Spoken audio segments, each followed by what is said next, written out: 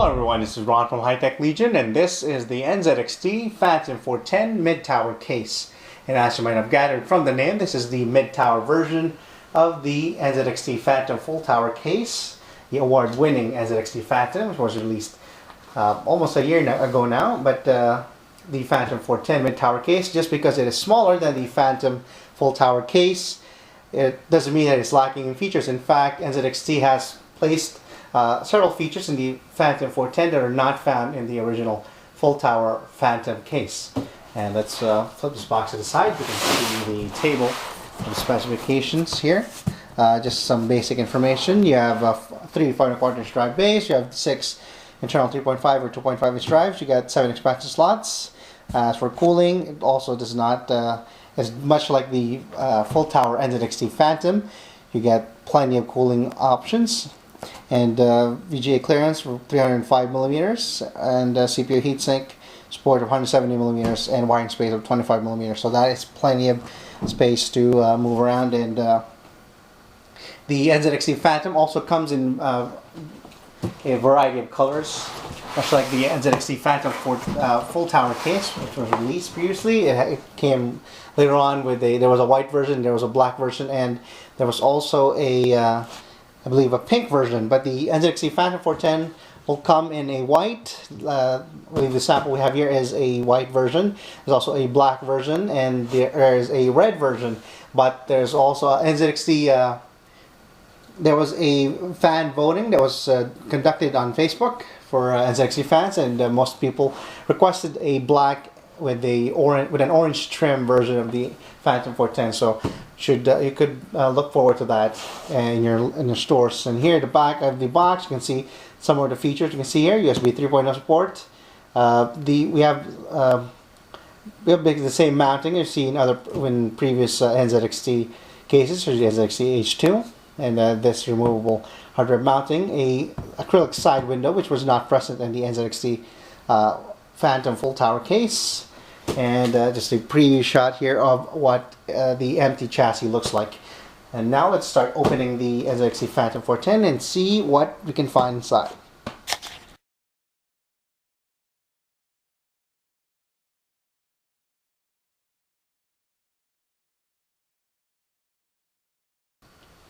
On the left side panel, you'll find a rather large acrylic side window that is showcasing your motherboard area, especially the top part where you can showcase your aftermarket heatsink. And also at the lower part of that is a mesh mounting area that is part of the side panel itself. So it's made of steel. You can mount a 120mm or 140mm side fan. And the cool part about having a side fan is that, of course, it provides additional cooling for your GPUs, especially if you're one of those GPUs that doesn't just exhaust it at the back, but also exhaust heat inside the case as well. So having a side fan really helps with lowering the temperatures. But of course, having a side fan usually means that it will encroach on the CPU height if you have a rather tall aftermarket CPU heatsink. So the cool thing that NZXT has done is that they made it so that it's mounted here at the lower area. So even if you put a 120mm or 140mm fan at the side panel, it will not interfere with having a tall CPU heatsink. Also, the side panel comes off using thumb screws. Just need to unscrew them side.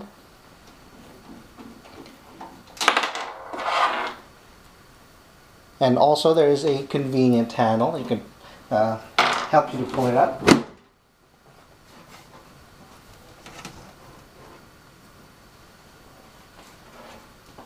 Inside you'll find, of course, the ground-mounted routing areas for your cables, because you can fit a standard ATX, a flex ATX, a mini ATX, a micro ATX, and a mini ITX motherboard inside the NZXT Phantom 410.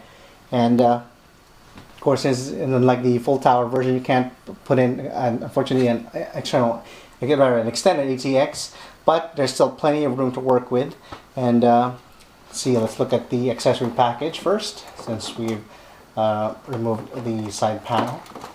So there, it's inside this white box side.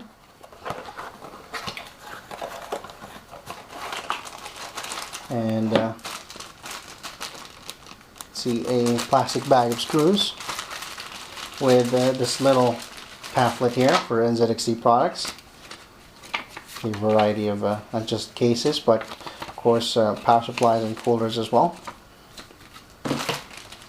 And inside of each labeled baggie, you can see there the 632 size screw hexagon. There's 4 of them, so this is most likely for your power supply. There's standoffs, and also an adapter, so you can just use a screwdriver to install it in place. These are fan mounting screws. There's 4 of them. Most likely for the, I don't think it's for a side panel, but most likely for the front area for an additional 120 millimeter fan. We'll confirm that later on once we do an installation video. And here are a couple of screws. The standard, these are actually for the, I'm looking at which one is the same threading. If they're the same, actually no, this is larger threading, then this one is finer threading. So this is most likely for, I don't think this is for the motherboard. These are most likely for the motherboards, and this is for the individual components that you can install.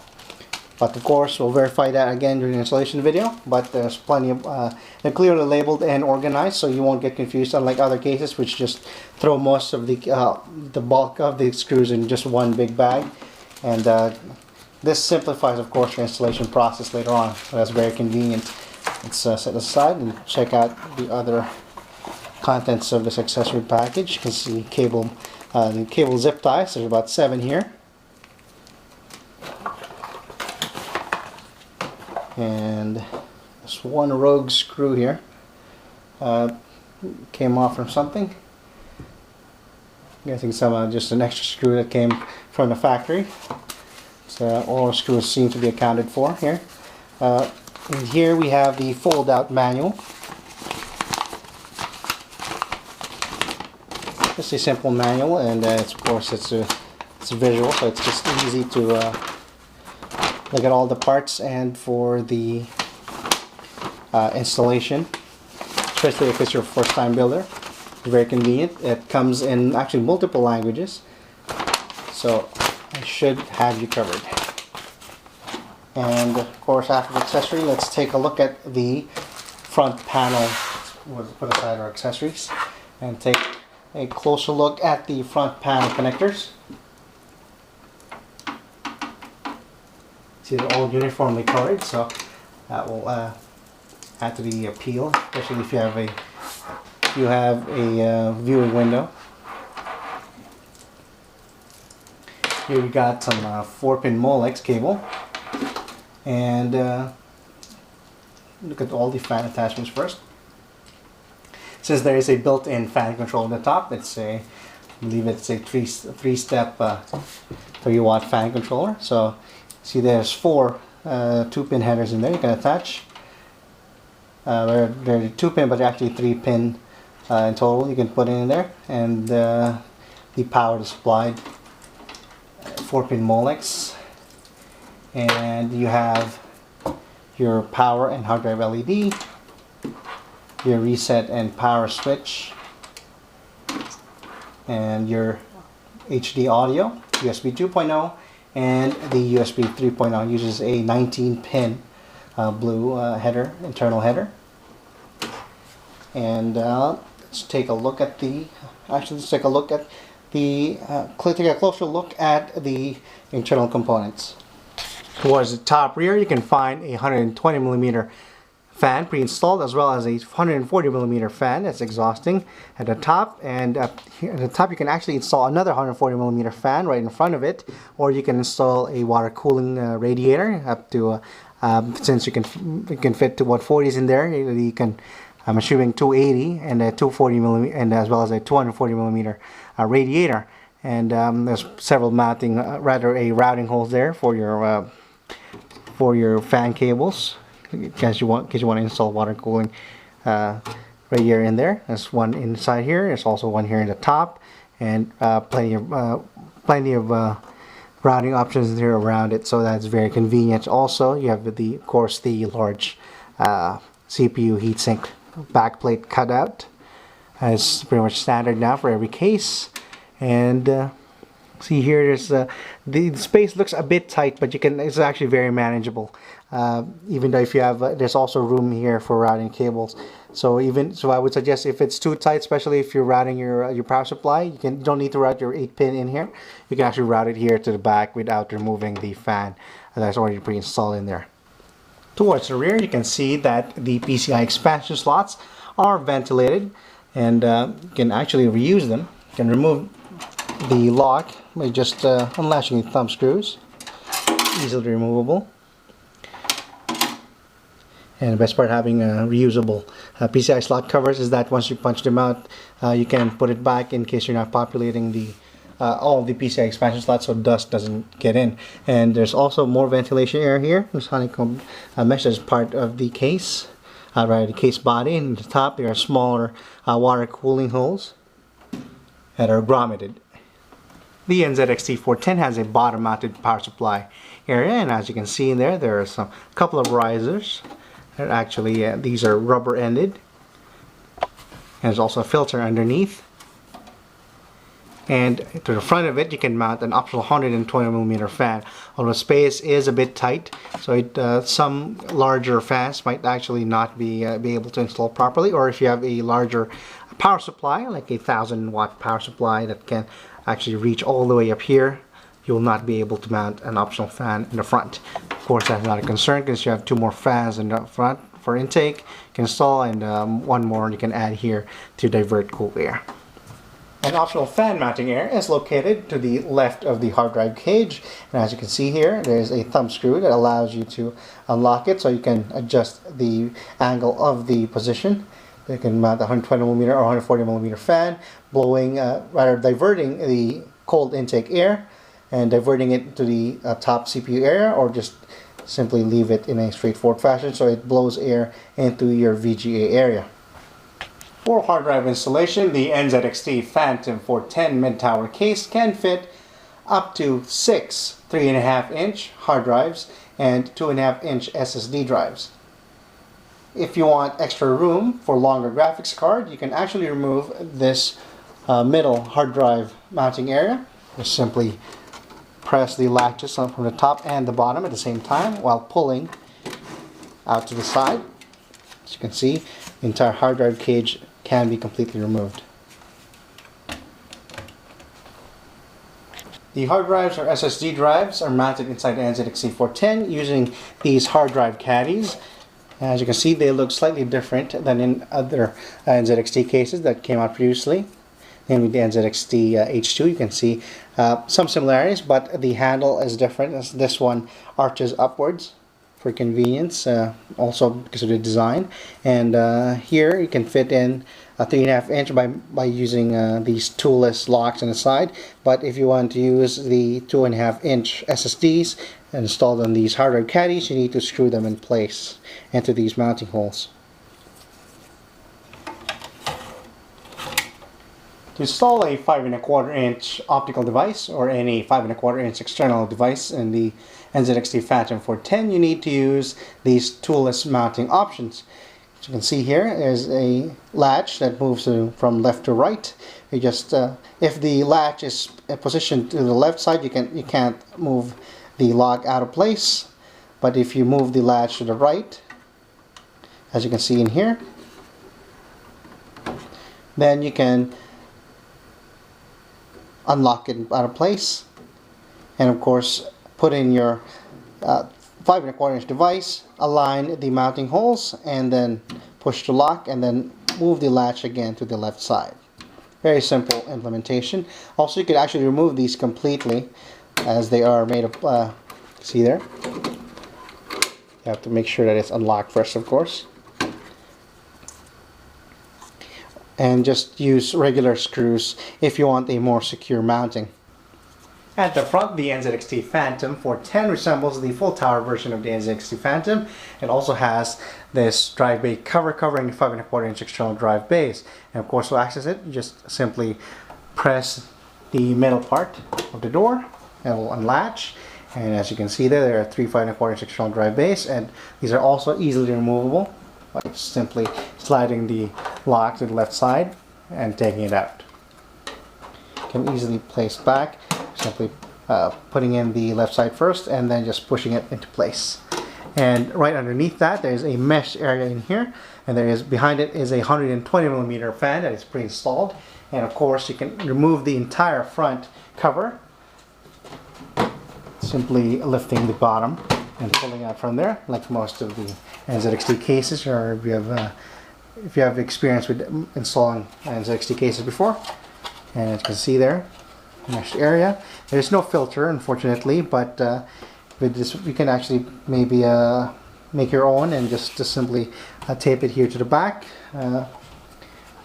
See there, and the front bezel right here is actually made of plastic, but the paint job, they did a very good job with the paint. It matches the side panel, or the steel side panel, very well, so it looks very uniform. It doesn't look completely out of place.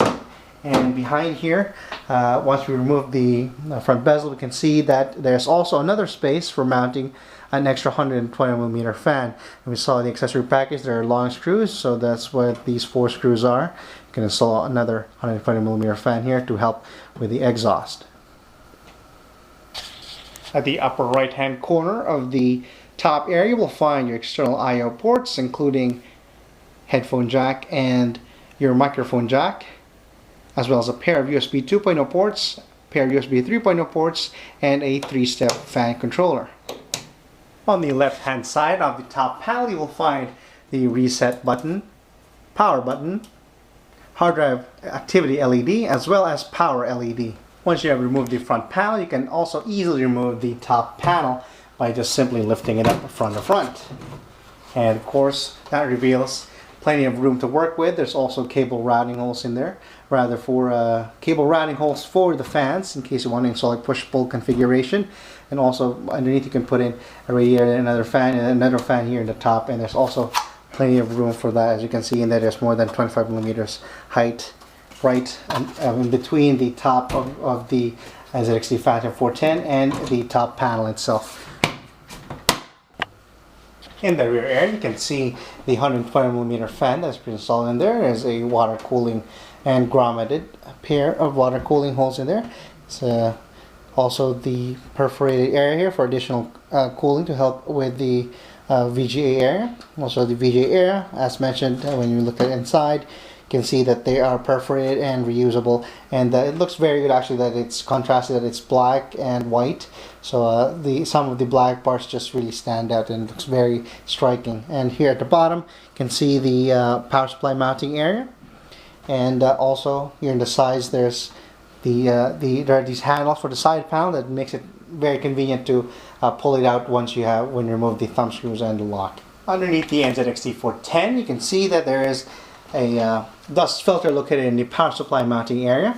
It's actually a film dust filter, but it's thicker than in previous NZXT cases that I've seen. Definitely thicker than the NZXT Hades that I still use.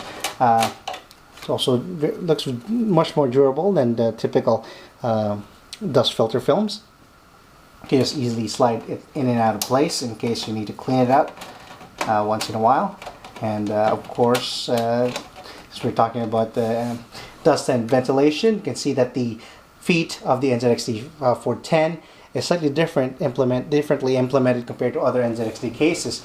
As you can see here, this actually runs the length of the entire case from the back to the front, and this actually made of the same plastic as the one used in the front bezel and the top area, which is very durable. It's not the same plastic as the one used in NZXT H2. This actually much better, and you can tell that it's very durable. It can actually withstand the weight of the case. Also, there's these rubber stoppers, 2 in the back, 2 in the middle, and 2 in the front, that elevate a few more millimeters off the ground to add an additional a few more millimeters from the inch that is already provided by the plastic case feet. So that is very good for drawing in cool air from either the mounting from the bottom into the optional mounting area right here in the middle if you're going to install there, or for your power supply as well. On the right side panel, you can see that there is no design. There's no acrylic window or any mesh areas, but you can just move it same way we did with the left side panel. You can see that there is a lot of activity that can be done here behind the motherboard tray. And Here you can see the cable routing areas are plentiful, and of course the cables are already pre-routed in here for your convenience for the pre-installed fans. And also here is where you will access, again, the right side panel is where you will access the hard drive mounting area. Since they're all facing this way, also because there's sufficient mounting room for the extra cables from your power supply and your cables that you're going to use for installing the components, as well as including the SATA cables and your front panel audio and USB ports. And that's pretty much covering all the parts of the overview of the NZXT Phantom 410 mid-tower case. Let's now put in all our components to see how well it performs and see what it looks like when we assemble all our system components. So thanks for watching, and you can subscribe to our videos at youtube.com/hightechlegion, or read the rest of the review at www.hightechlegion.com. And thanks for watching.